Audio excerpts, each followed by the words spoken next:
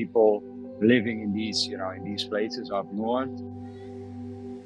are people that don't have a lot already. And when the floods came, from ground level to 3 meters, took around 30 minutes time. So you can imagine that nobody was able to grab anything of possession.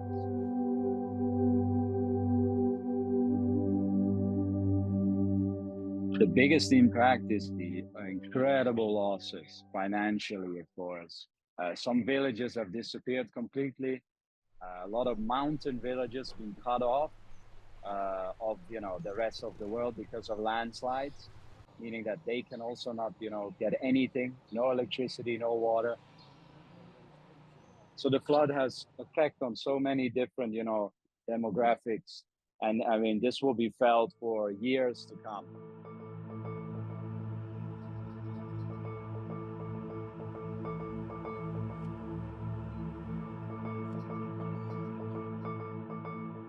Begin tonight with the aftermath of the flooding situation in Thailand's northern province of Chiang Rai.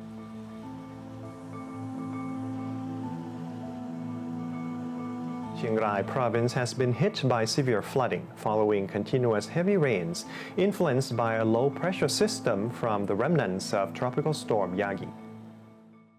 Typhoon Yagi was the most powerful tropical cyclone to hit Southeast Asia in 2024. Countries along the Mekong River faced severe weather conditions, with the Category 5 storm unleashing torrential rain, causing riverbanks to overflow and triggering disastrous landslides, leaving locals to brace for what would become one of the worst storms to strike Southeast Asia in recent history. น้ำเป็นหมดเลยค่ะว่าน้ำมันมาเร็วเก็บสูงเท่าไหร่ก็ไม่พ้นนะคะพอโลกพังไม่รู้พอโลกพังก็ข้าวของในบ้านก็ลอยไปตามน้ำหมดเลยแรงมากแล้วก็ในซอยก็ผ่านไม่ได้แล้วทีนี้ก็หนีกันปีนโลกันออกไปปีนโลออกไปแล้วก็รอหน่วยงานมาช่วย Tipkuma was one of the 82,000 residents of Thailand's northernmost district, Mae Sai, to face the devastation of Yagi. The district had been engulfed by heavy floods since August. For 2 decades, the town's border checkpoints have served as a vital lifeline for trade and migration between Thailand and neighbouring Myanmar. But the crossings were no match for the typhoon, leaving the checkpoints submerged for weeks on end by relentless floodwaters and mud. The destruction caused by Yagi would persist for weeks to come for the residents of Mae Sai, with the district hit even worse in September, October and November, in the aftermath of the typhoon.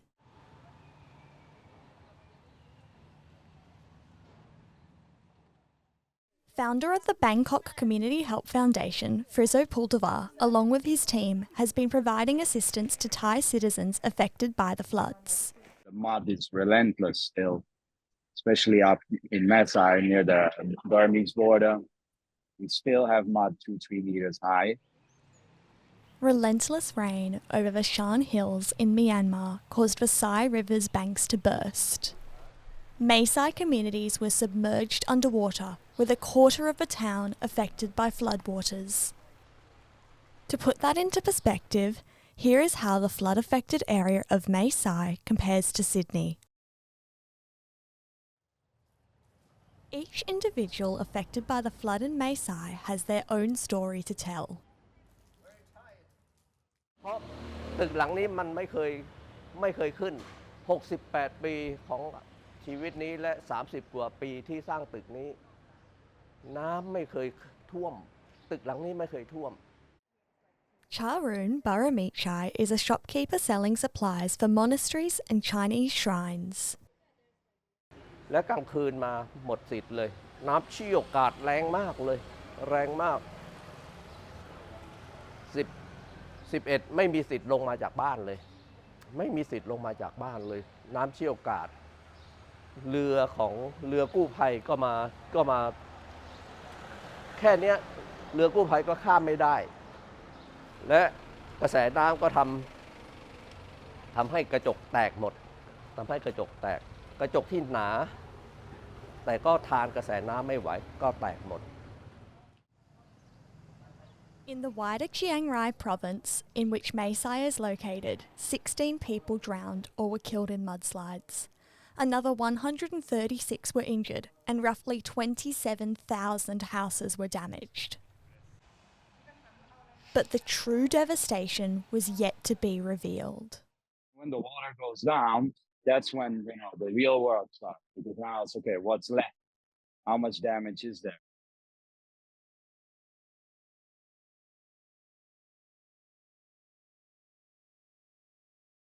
One of the okay. Wait, so that's still mud, right? But it's just hardened now. Right, because before it was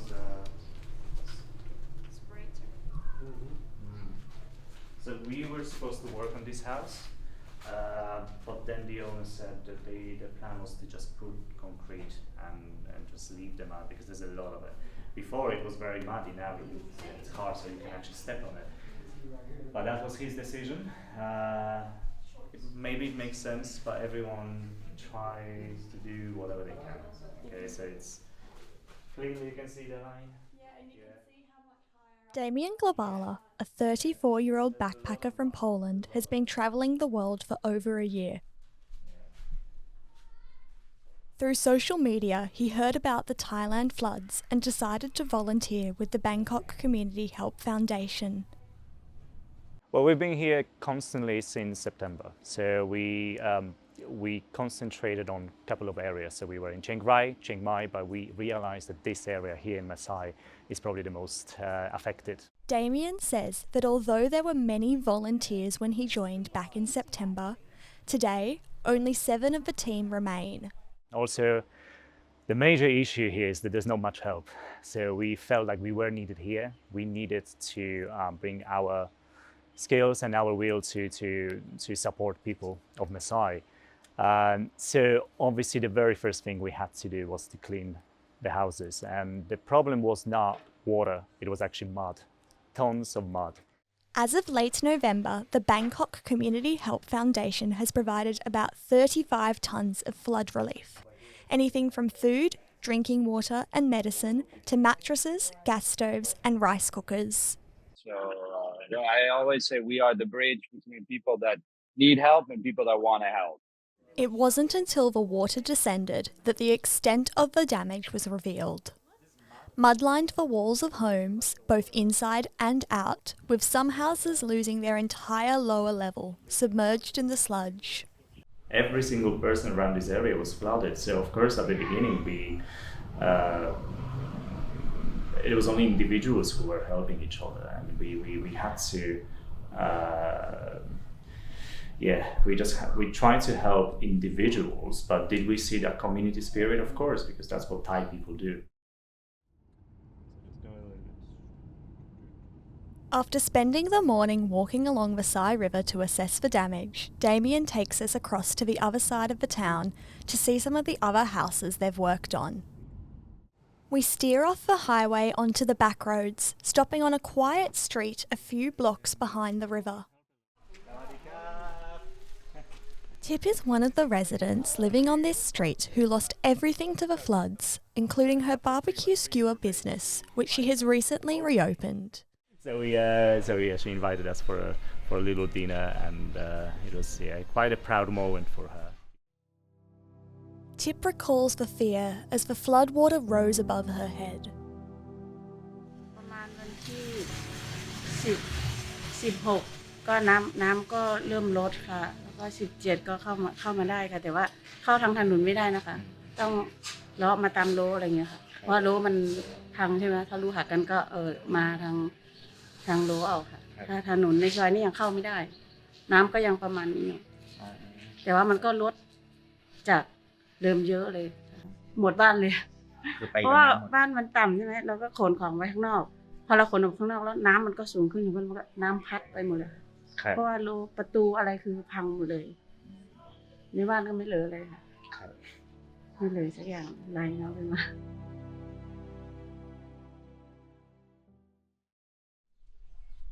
Just across the road from Tip lies another house the volunteers helped restore. Damien is excited to see the progress the residents have made now that the mud has been cleared. We are back. We are back. Very nice. Beautiful. The best part was they were cooking for us here. So every day we had lunch and the food was so good. And so it was hard work. We worked every day for I think 3 days non-stop. But they were treating us to some nice food, and and it looks like they are back to normal now. So that's very good. It's a joyful reunion for Pachari Chantima, whose house was completely destroyed back in September. คืนวันที่12ก็ไม่ได้กินข้าวใช่ไหมพื้นที่ตรงนี้มันเป็นสีแดงหมดเขาไม่มีใครกล้าเข้ามากู้ภัยอะไรเขามาช่วยเขาก็ไม่กล้าเข้ามาเพราะมันเป็นพื้นที่สีมันเสียหายกันหมดมันก็เดือดร้อนกันหมดทุกหลังคาเนาะไม่ใช่ว่ามีแต่บ้านเราเนาะมันทุกหลังคาจะน้อยจะมากก็ต่างกันเนาะ But not everything that was lost can be replaced. กินข้าว2 วันกินน้ำ2 วันคืนวันที่12 11ฝนก็ตกเนาะน้ำก็ไม่มีก็เลยเอาขันไปลองน้ำฝน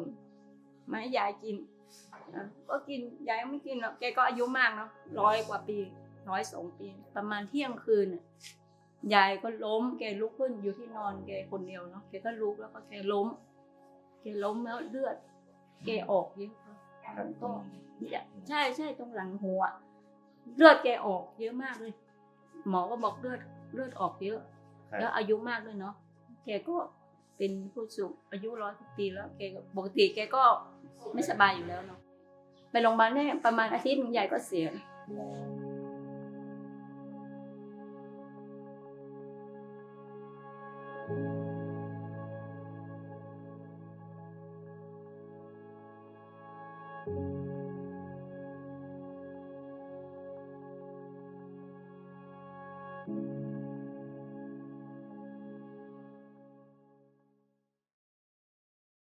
Whilst volunteers were on the ground in a matter of weeks after the floods began, the media was not as fast in responding. We've been here for 2.5 months, working pretty much every single day. And there's no headlines, there's no media that will talk about it.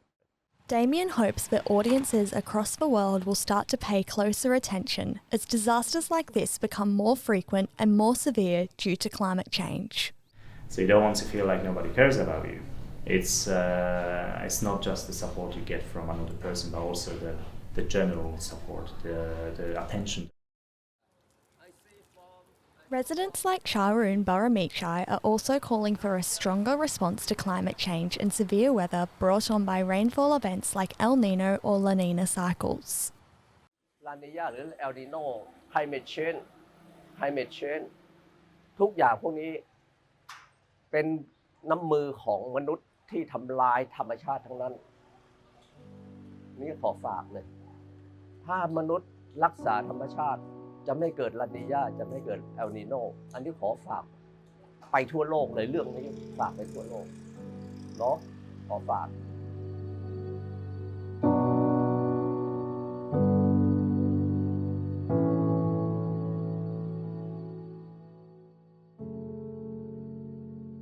3 months on from the floods, Thailand's Prime Minister Paetong Shinawatra travelled to Mae Sai as frustrations among residents started to grow.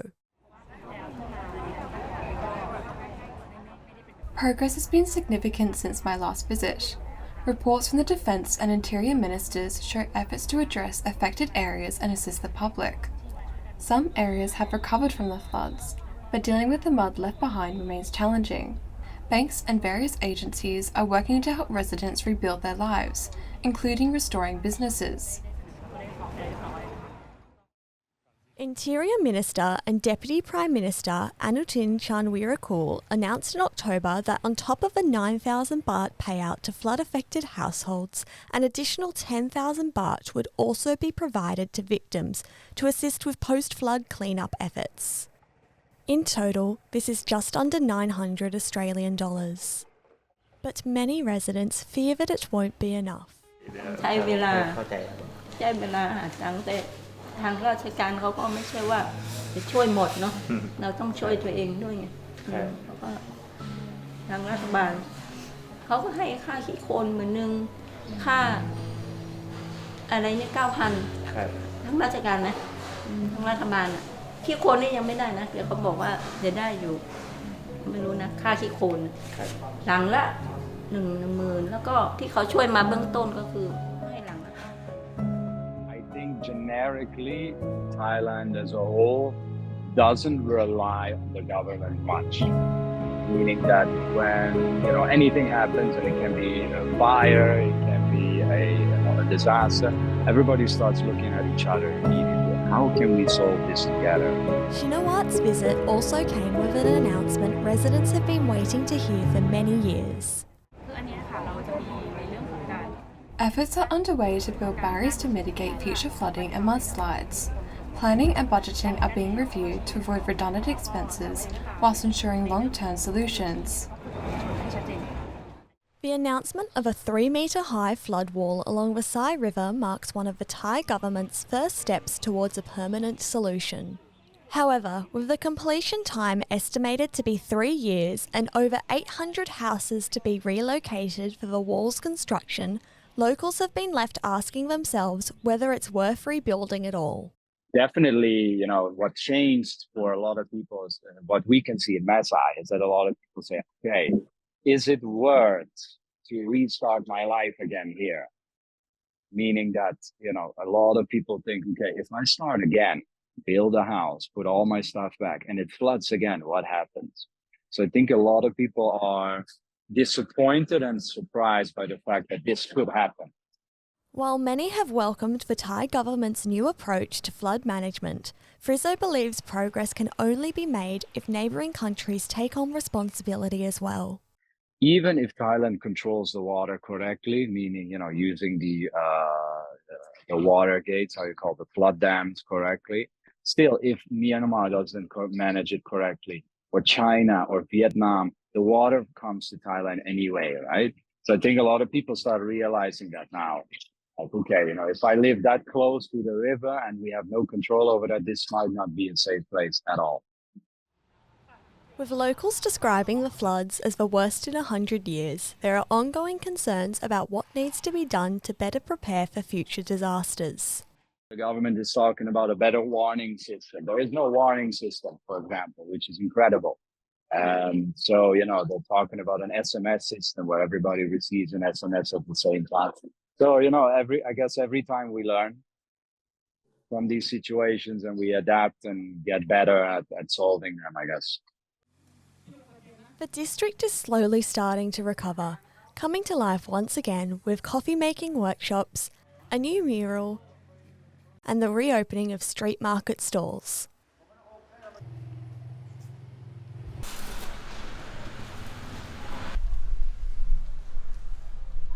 Later at the Maloney market, we ran into Partchery Chantima, whose house we had visited earlier.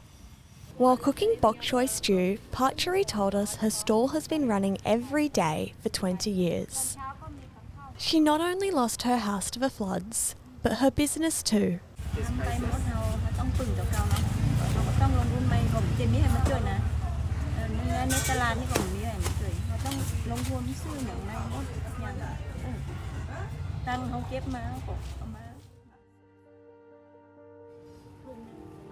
While it may be a slow road to recovery, like so many others in Mae Sai, Partchery is determined to stay the course.